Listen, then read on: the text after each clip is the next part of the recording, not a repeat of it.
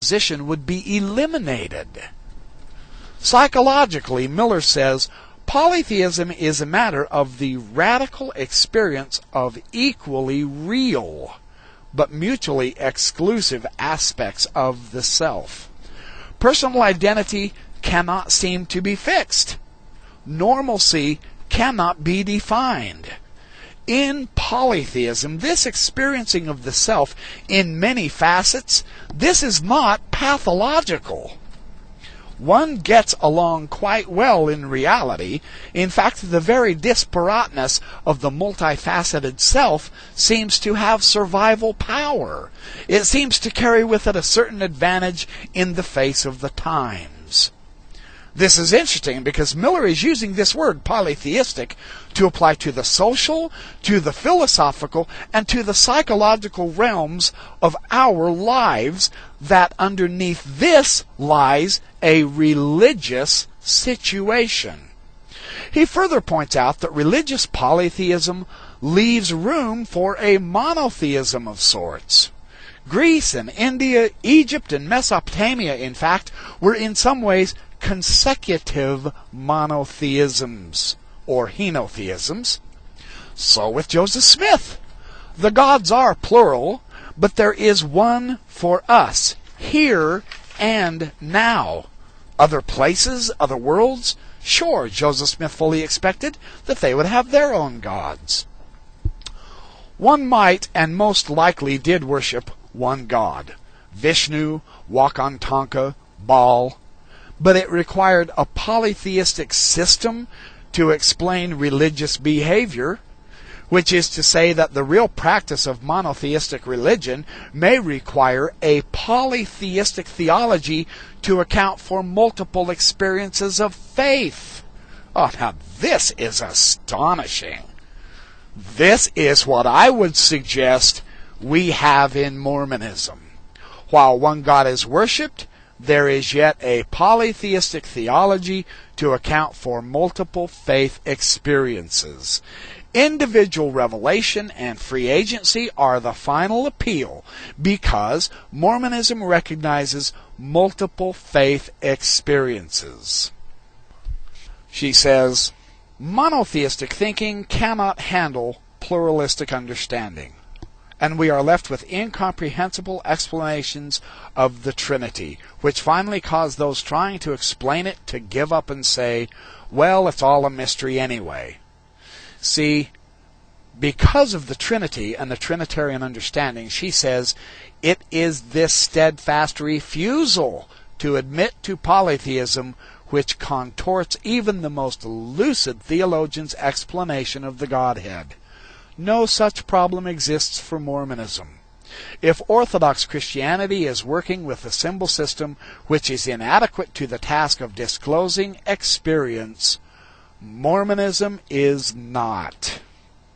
I would like to suggest that the experience of Joseph Smith, our experience, and the experience which David Miller is trying to describe and locate in the tradition of the Greeks is one of becoming rather than one of being. Not only are men becoming gods, but God is becoming more godly. The process theology of Whitehead and Hartshorne attempted to finitize the divine in something called just that, process. But process theology never became the backbone theology of any practicing body of believers. Process, that is, eternal progression, continuing revelation, all of these ideas have indeed become the backbone of a large body of believers. For some reason, the polytheistic theology of Mormonism has become a way of articulating our diversity, our pluralistic situation. A becoming God rather than a being God is the central figure of the monotheistic worship and practice of Mormonism, and that becoming God of practice is buttressed by a polytheistic theology. It is this very fact which allows LDS religious thought to be congruent with its religious experience. David Miller, once again, to quote him, This is on page 192 now. The explanation systems of Western monotheism failed us by putting it all together abstractly, rationalistically, pseudo-mystically, and artificially. Such strategy is essentially contrary to the new polytheism. This just simply does not lend itself naturally to theologizing and philosophizing in the monotheistic manner. It is lived in one's deepest feelings. That is astounding. This is very interesting how she sums up the Mormon theology. Mormonism, unlike monotheistic, that is one-centered, abstract theology, is gripped by a story. And instead of stale theoretical formulations, the Mormon theologians and historians tell the tales, the story of the Latter-day Saints. Its Orpheuses sing the epic songs, "Come, come, ye saints," and "Oh, how lovely was the morning." Its dramatists write the plays.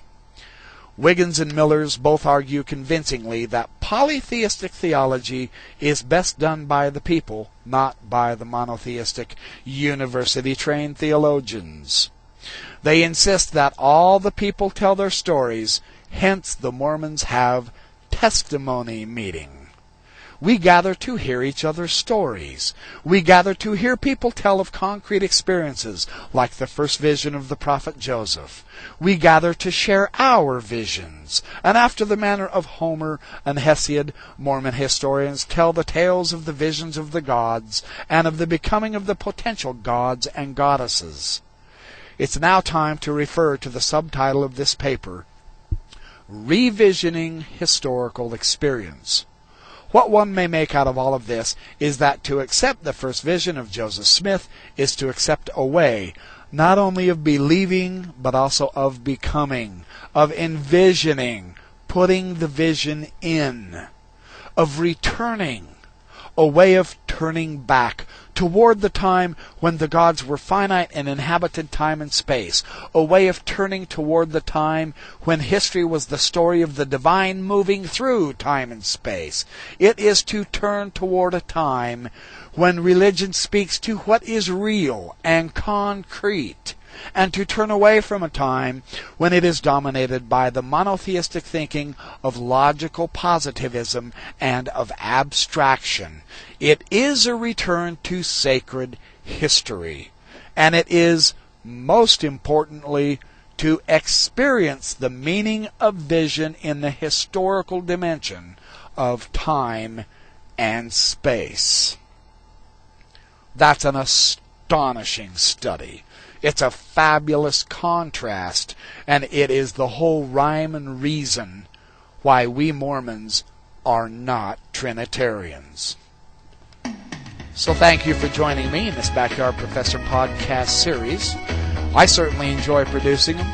I enjoy coming out here and enjoying God's beautiful creation while I share God's beautiful way of life and learning how to become more like Him.